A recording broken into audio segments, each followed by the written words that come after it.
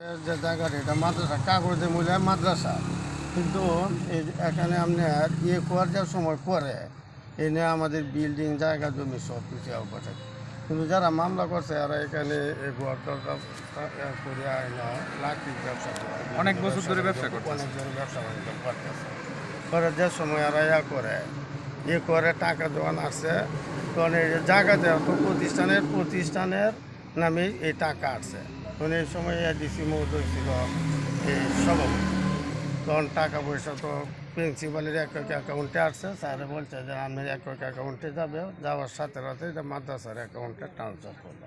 পরে উনি করছে, করার পরে আমাদের নতুন কমিটি আইসা এদের যে ব্যবসা বাণিজ্য যে টাকা পয়সা যেটা বিধি মোতাবেক দেওয়া যায় দিছে, আর যেটা বিধি মোতাবেক দেওয়া না যায় এটা বলছে যে এটা বিবেচনা করে কাগজ কমিটির সিদ্ধান্ত মোতাবেক এটা আমরা পরবর্তীভাবে এটা আমরা দেখব।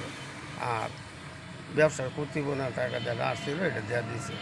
তারপরে এই মাদ্রাসা যারা জায়গা জমি বংশ যারা এনে পাইব, এরা আদালতের আশ্রয় নিয়ে মামলা করছে যে প্রিন্সিপাল সাহেব তো এই আমাদের টাকা পয়সা উঠায় নেওয়া গেছে, কিন্তু মূলত তো এই টাকা পয়সা প্রিন্সিপালের একক টাকা না, যে প্রতিষ্ঠানের টাকা এবং গভর্নমেন্টের সিদ্ধান্ত ছাড়া তুমি টাকা কাউকে দিতে পারো।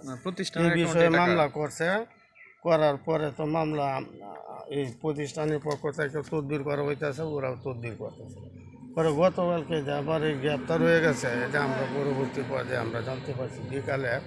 তখন আমাদের কমিটির লোকজনও খুব দুঃখিত হয়েছে যে মামলার কুইসবে কেন রাখলো না, কেন এইভাবে যে অবস্থায় গেল, এটা তো আমাদের প্রতিষ্ঠানের একটা মানহানি হয়েছে এবং সারা দেশের এটা একটা অপমানমূলক একটা ঘটনা ঘটছে, এটাই আমি জানি।